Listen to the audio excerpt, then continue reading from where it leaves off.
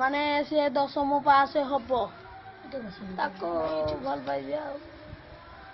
10ମ pass ହେଲେ ଭଲ ପାଇବ। ବାପା ବୋଉ ସାଙ୍ଗରେ କଥାବାର୍ତ୍ତା କରିକି ଆମେ ମୁଁ ମୋ ବାପା ବୋଉକୁ ନେଇକି ଯିବି ତାଙ୍କ ଘରେ 4ଟା ଚେୟାର ପଡ଼ିବ 5ଟା ଚେୟାର ମୁଁ ବସିବି ମୋ ବୋଉ ବସିବ ମୋ ବାପା ବସିବ ତାଙ୍କ ବୋଉ ବସିବ ତାଙ୍କ ବାପା ବସିବ ତାଙ୍କ ଝିଅ ବସିବ 6ଟା ଚେୟାର 3 ଜଣ ବସିକି ଫାଇନାଲ କରିବୁ ମୁଁ ତମ ଝିଅକୁ ଭଲ ପାଉଛି ଆଉ ତମର ଟଙ୍କା କେତେ ଦଉଛ ଦିଅ ଡିମାଇଟ୍ ଭୋଜିରେ କେତେ ଟଙ୍କା ଲାଗିବ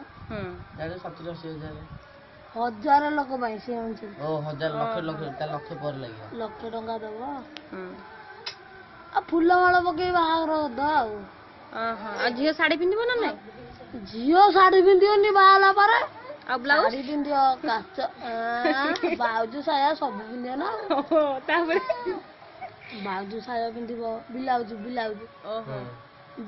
ପିନ୍ଧିବ ତାପରେ ଛାୟା ପିନ୍ଧିବ ଇଏ ସବୁ ପିନ୍ଧିବ ଶିଖେଇ ପିନ୍ଧିବ ଶିଖେଇଦେବି ଆଉ ତମେ କେମିତି ଶିଖେଇବ? ପିନ୍ଧିବ ଚୁଡ଼ି ପିନ୍ଧିବ ଲୁଗା ପିନ୍ଧିବା ତମେ ଶିଖେଇଦବ